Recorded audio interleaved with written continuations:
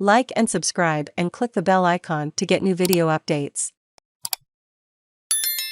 SAS witness may be forced to talk murder and SAS soldier may be forced to confess to an alleged murder. Ben Robert Smith is accused of ordering, as the newspapers he is suing for defamation say proving the incident could win them the case.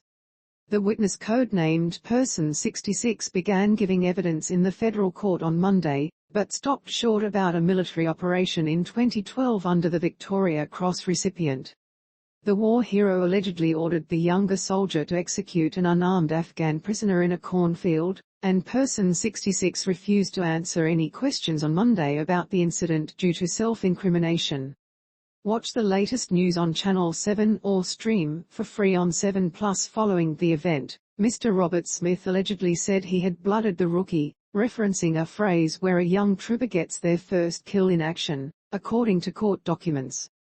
Mr Robert Smith, 43, is suing The Age, the Sydney Morning Herald and the Canberra Times over reports claiming he committed war crimes and murders in Afghanistan between 2006 and 2012. Australia's most decorated living war hero denies all the claims against him, while the media outlets are defending them as true. On Tuesday, Person 66's barrister Jack Tracey asked Justice Anthony Besanko not to compel his client to give the evidence, saying it involved such a grave form of alleged criminality.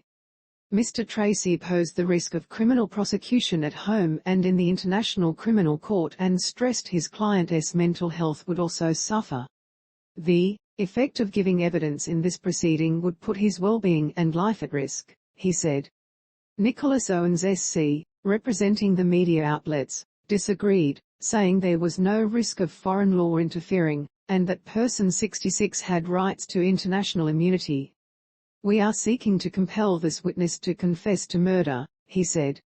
The only other SAS witness who objected to speaking about another alleged execution, even granted a certificate of immunity from Justice Besanko, was Person 4.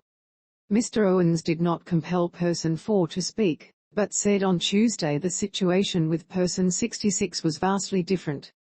The news outlets Mr Owens represents are seeking to rely on a defense of truth to win their case.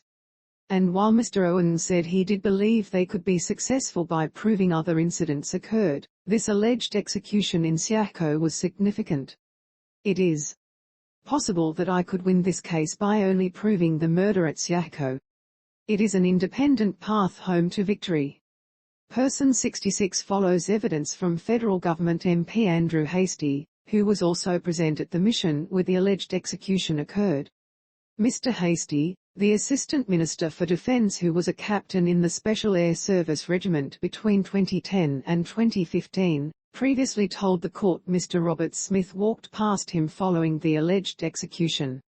"He looked me in the eye and said just a couple more dead CS."